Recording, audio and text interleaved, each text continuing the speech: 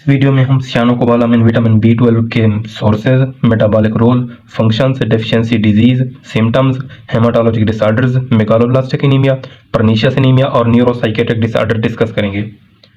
अब सियानोकोबालामिन को extrinsic factor भी कहते हैं, इसका दूसरा नेम है। अब this is only cobalt containing vitamin B12। Vitamin B complex में कोबाल्ट कंटेनिंग विटामिन है, ओनली सिंगल विटामिन। इसके सोर्सेज हैं, it is synthesised only by microorganism of intestinal flora. ये स्मॉल इंटेस्टाइन के जो नेचुरल फ्लोरा हैं, bacteria, उनसे synthesise किया जाता है। And it is not present in plants, ये प्लांट्स में प्रेजेंट नहीं होता। अब इसके रिच सोर्सेज हैं liver, whole milk, eggs, oysters यानी मशरूम्स एंड चिकन, इसके रिच सोर्सेज हैं। नेक्स्ट हम इसके मेटाबॉलिक रोल पढ़ते हैं। पहले हम B12 की एब्जॉर्प्शन को डिस्कस करते हैं। अब ये है GIT ट्रैक्ट, ये है स्टमक और ये है स्मॉल इंटेस्टाइन और ये लास्ट पार्ट है डिस्टल इलियम। अब यहाँ पर हम ये देखेंगे कि B12 एब्जॉर्ब कैसे होता है। अब विटामिन B12 ये है bound to animal protein bound to vitamin B12।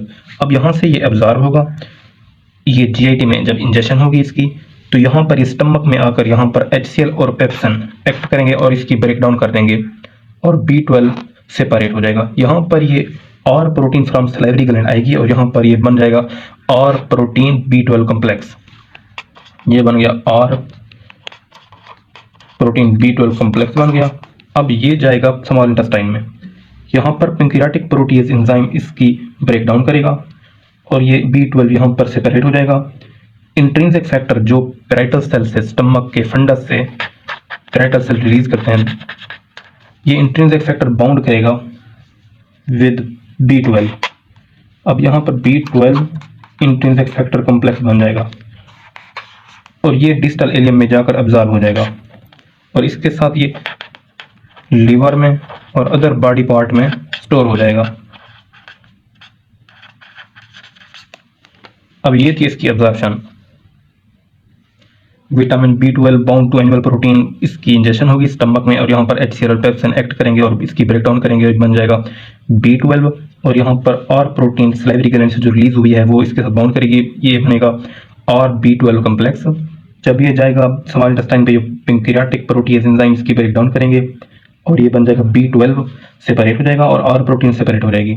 यहाँ पर B12 कॉम्प्लेक्स बनाएगा इंट्रिंसिक फैक्टर के साथ। इंट्रिंसिक फैक्टर रिलीज होता है from parietal cells of fundus of stomach, तो ये B12 intrinsic factor complex absorb हो जाएगा इन द डिस्टल एलियम। ये है इसकी B12 की एब्जॉर्प्शन और ये स्टोर हो जाता है अदर बॉडी पार्ट्स और लीवर में फॉर लाइफ टाइम। और जब इसीलिए इसकी जो डेफिशिएंसी है वो रेयरली होती है। अब B12 का मेटाबॉलिक रोल देखते हैं। ये कुछ रिएक्शन हैं जिनमें B12 एक्ट करता है एज अ डोनर और एक्सेप्टर। डोनर और एक्सेप्टर के तौर पर काम करता है। यहाँ पर पहला रिएक्शन है एल होमोसिस्टीन, ये कन्वर्ट होता है एल मीथोनिन में और यहाँ पर एक एंजाइम एक्ट करता है, ये है मीथोनिन सिंथेज। अब यहाँ पर B12 एक्ट करता है एज अ डोनर और एक्सेप्टर। यहाँ पर N5 मिथाइल टेट्राहाइड्रोफोलेट, ये अपना मिथाइल ग्रुप रिलीज करता है और यहाँ पर ये टेट्राहाइड्रोफोलेट में कन्वर्ट हो जाता है। तो ये है पहला रिएक्शन जहाँ पर ये B12 एक्ट करता है एज अ एक्सेप्टर। अब सेकंड रिएक्शन है आइसोमराइजेशन ऑफ मिथाइल मेलानाइल CoA। अब मिथाइल मेलानाइल CoA कन्वर्ट होता है सक्सिनाइल CoA में, तो यहाँ पर एडिनोसाइल B12 यहाँ पर ये एक्ट करता है एज अ डोनर और मिथाइल मेलानाइल CoA म्यूटेज, ये एक एंजाइम है। अब थर्ड रिएक्शन है टेट्राहाइड्रोफोलेट सिंथेसिस। THF की जो सिंथेसिस होती है, यहाँ पर फोलेट कन्वर्ट होता है डाइहाइड्रोफोलेट में और यहाँ पर एंजाइम है डाइहाइड्रोफोलेट रिडक्टेज। सेकंड रिएक्शन होता है यहाँ पर डाइहाइड्रोफोलेट रिडक्टेज और ये कन्वर्ट हो जाता है टेट्राहाइड्रोफोलेट में। यहाँ पर B12 विटामिन B12 एक्ट करता है और यहाँ पर ये मिथाइल डोनर है। तो ये थ्री रिएक्शन थे। कुछ अदर रिएक्शंस भी हैं जहाँ पर विटामिन B12 इसेंशियली एक्ट करता है। For example metabolism of several amino acids, Colin and cholesterol, इनके मेटाबॉलिज्म में। पोरफायरेंस बायोसिंथेसिस में भी विटामिन B12 जरूरी होता है। Activation of amino acids for protein synthesis, ये प्रोटीन सिंथेसिस ड्यूरिंग ट्रांसलेशन में भी विटामिन B12 रिक्वायर होता है। ये थे इसके मेटाबॉलिक रोल। विटामिन बी 12 की डेफिशिएंसी बहुत से डिसऑर्डर काज करती है। दो मेन है यहाँ पर, हेमाटोलॉजिक डिसऑर्डर और न्यूरोसाइकेट्रिक डिसऑर्डर। पहले हम पढ़ते हैं हेमाटोलॉजिक डिसऑर्डर, और ये रिलेटेड है ब्लड से रिलेटेड डिसऑर्डर हैं। दो हैं, मेगालोब्लास्टिक एनीमिया और पर्नीशियस एनीमिया। मेगालोब्लास्टिक एनीमिया में हम देखेंगे कि क्या होता है, इसका मैकेनिज्म क्या है। सबसे पहले यहाँ पर फोलेट कन्वर्ट होता है टेट्राहाइड्रोफोलेट में, और यहाँ पर विटामिन बी 12 रिक्वायर होता है। अगर विटामिन बी 12 की डेफिशिएंसी हो जाएगी तो यहाँ पर फोलेट टेट्राहाइड्रोफोलेट में कन्वर्ट नहीं होगा। जब ये कन्वर्ट नहीं होगा तो यहाँ पर जो सिंथेसिस हो रही होती है प्यूरिन्स और पायरिमिडीन्स की सिंथेसिस वो डिक्रीज हो जाएगी, और डीएनए की जो सिंथेसिस है वो भी डिक्रीज हो जाएगी। अब डीएनए की सिंथेसिस डिक्रीज होने से यहाँ पर जो आरबीसी की रेड ब्लड सेल्स की मैच्योरेशन है वो भी डाउन हो जाएगी। आरबीसी की जो मैच्योरेशन है वो डाउन होगी तो यहाँ पर इमेच्योर आरबीसीज रिलीज होंगे। जब इमेच्योर आरबीसीज रिलीज होंगे तो ये एक स्टेज बन जाएगी मेगालोब्लास्ट स्टेज, यानी आरबीसी का जो साइज है वो बड़ा होगा, और ये होंगे नॉट एफिशिएंट ऑक्सीजन डिलीवरी। ये ऑक्सीजन डिलीवरी एफिशिएंटली नहीं कर सकेंगे, तो ये होंगे, इस स्टेज को कहते हैं मेगालोब्लास्ट। तो इसको कहते हैं मेगालोब्लास्टिक एनीमिया। ये था पहला disorder, megaloblastic anaemia. Second haematologic disorder है पर्नीशियस एनीमिया। पर्नीशियस एनीमिया में autoimmune destruction of gastric parietal cell या गैस्ट्रेक्टमी में स्टमक का वो पार्ट, फंडस ऑफ स्टमक जब रिमूव हो जाए तो यहाँ पर ये पैराइटल सेल रिमूव हो जाते हैं, गैस्ट्रिक पैराइटल सेल। और गैस्ट्रिक पैराइटल सेल्स सिंथेसिस करते हैं इंट्रिंसिक फैक्टर रिलीज करते हैं। जब इंट्रिंसिक फैक्टर रिलीज नहीं होगा तो विटामिन बी 12 की जो एब्जॉर्प्शन है वो नहीं होगी। जब इसकी एब्जॉर्प्शन नहीं होगी तो वही एसोसिएशन होगी मेगालोब्लास्टिक एनीमिया वाली। तो ये मेगालोब्लास्टिक एनीमिया हो गया।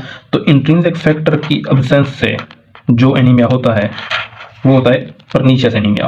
अब इसको ट्रीट कैसे करते हैं, इसमें देते हैं दो विटामिन का कॉम्बिनेशन, विटामिन बी 12 और विटामिन बी 9, यानी सियानोकोबालामिन और फोलिक एसिड। इसके साथ विटामिन बी 12 को एक और डिजीज में भी देते हैं, हेमाटोलॉजिक डिसऑर्डर में, यानी macrocytic anaemia in infancy and pellagra. इन दोनों डिजीज में भी देते हैं। इन दोनों डिजीज को ट्रीट करने के लिए विटामिन बी 12 भी यूज किया जाता है। ब्लड से रिलेटेड डिसऑर्डर के बाद अब हम पढ़ते हैं न्यूरोसाइकेट्रिक डिसऑर्डर। यहाँ पर विटामिन बी 12 की डेफिशिएंसी से एबनॉर्मल मेटाबॉलिज्म होता है फैटी एसिड का, और यहाँ पर फैटी एसिड्स की इनकॉर्पोरेशन होती है इन दी माइलिन शीथ। ब्रेन में माइलिन शीथ, तो ब्रेन और स्पाइनल कॉर्ड में माइलिन शीथ की जब इसमें इनकॉर्पोरेशन होती है फैटी एसिड की, तो यहाँ पर माइलिन की लॉस हो जाता है, माइलिन प्रोटीन का लॉस होता है। तो यहाँ पर एक कंडीशन बनती है, इसको बोलते हैं subacute degeneration of spinal cord. Spinal cord की डीजनरेशन हो जाती है, और इसकी डीजनरेशन से कुछ न्यूरोलॉजिकल सिम्टम आते हैं, और ये सिम्टम परमानेंट होते हैं, और ये कभी भी ट्रीट नहीं हो सकते, ये नॉट क्योरेबल हैं।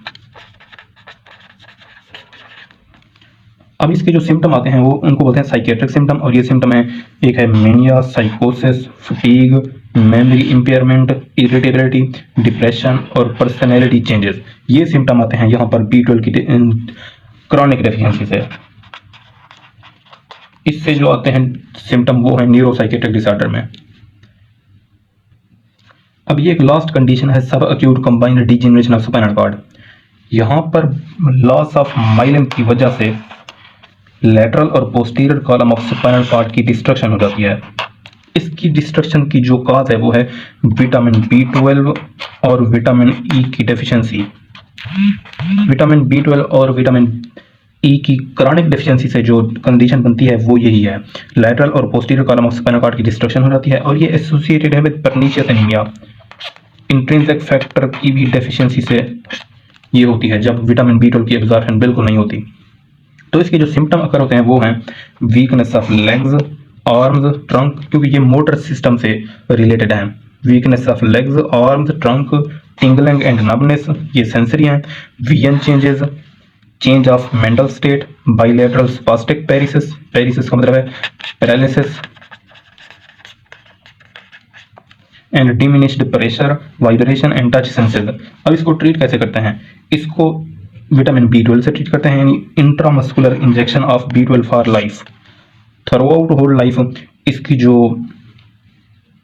इसका इंजेक्शन लगाया जाता है, इंट्रामस्कुलर इंजेक्शन है B12 का, इसको इससे ट्रीट किया जाता है। अब हम इसकी देते हैं RDA, रिकमेंडेड डाइटरी अलाउंस। तो विटामिन B12 का रिकमेंडेड डाइटरी अलाउंस है 2.4 माइक्रोग्राम पर डे। यह है इसकी recommended dietary allowance 2.4 microgram per day.